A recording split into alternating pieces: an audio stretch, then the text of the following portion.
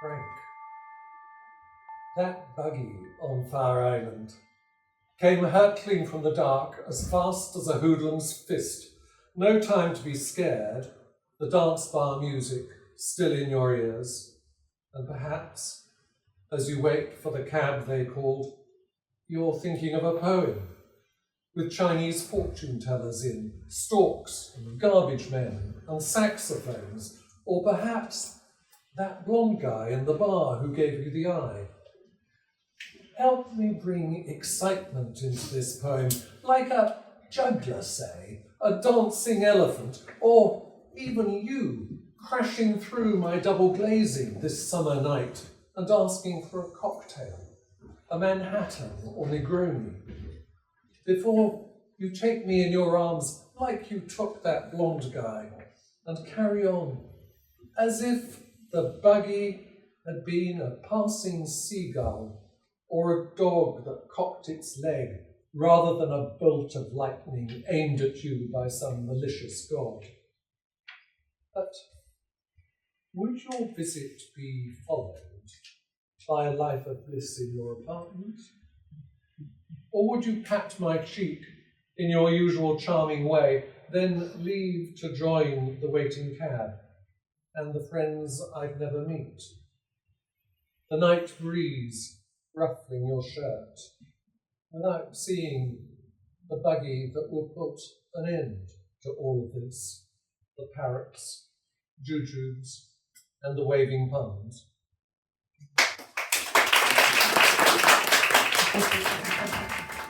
This is called I Don't Miss the Smoking. I miss how we used to carry fire, how we made a shelter with our hands around a flame like we were keeping something alive, how we huddled in bus shelters, flickered in nooks of doorways, leant toward each other, fire burning between us, how the flame lit up our faces in turn, highlighting a glimmer of truth, how we shed myths about matches and mariners, how we left burn holes in nights out, how when the elements were really against us, we held the tips in our mouths and touched them end to end, sucking until the embering orange glow from one slowly ate into the other, how we used to make lights. Call it Black Smoke. Demonstration, 31st of March, 1990. We watched the veteran lie before the horse, covering himself with a placard, shouting, "Stop the poll tax!" The horse stepped carefully over him, straddling and protecting him, to the probable annoyance of the rider, before moving on, joining a slow-moving charge to control and divide space. The old guy was annoyed that others hadn't followed his example.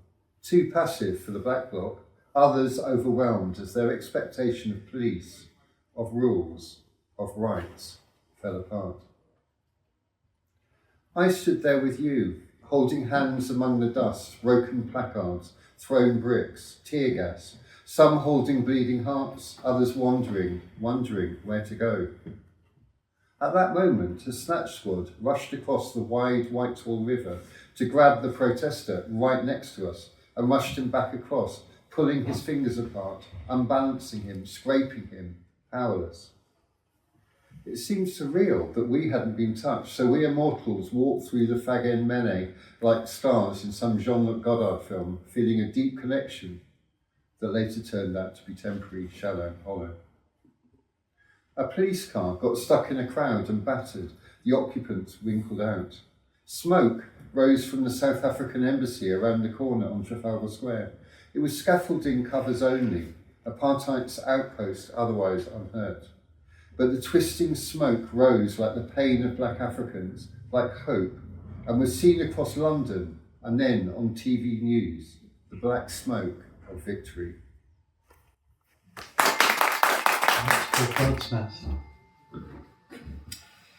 My hearing aids tweeting, as they do apparently, when they're out and not switched off. She managed to locate them in her hair.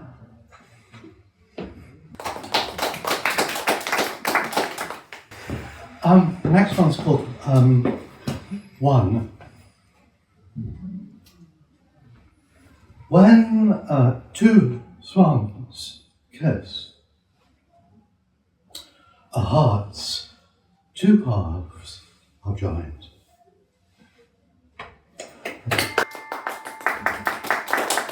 This poem is about a Celt campaigner who I met in County Cork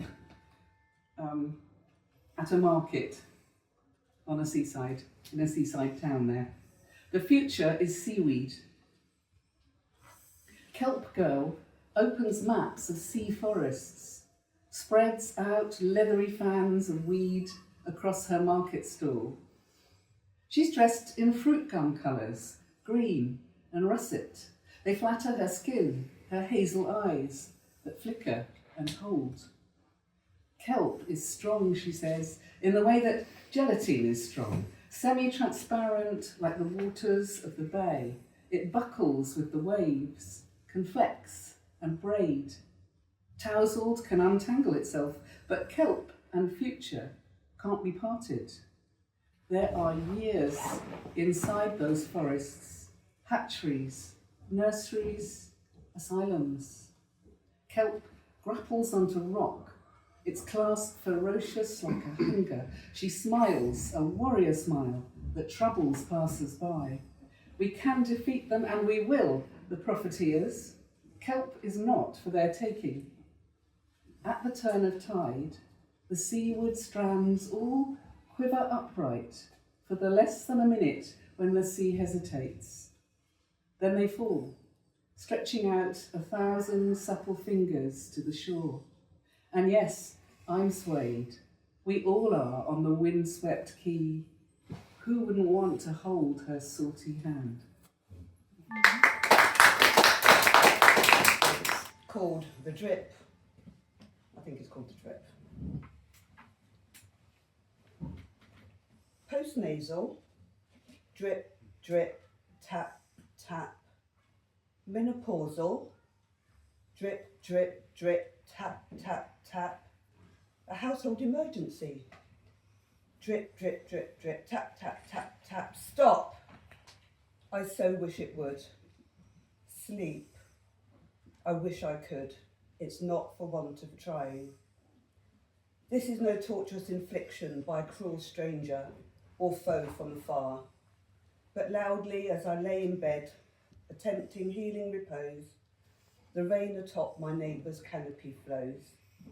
It is a torment inflicted, continuous, with just occasional redress, cruelly heightened at this loneliest hour. A time for reflection, so easy to feel sad and alone. She told herself, don't cry, and she didn't, but water fell from her eyes.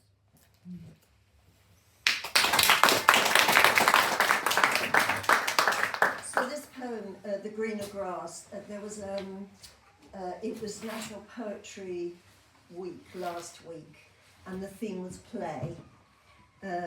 So this poem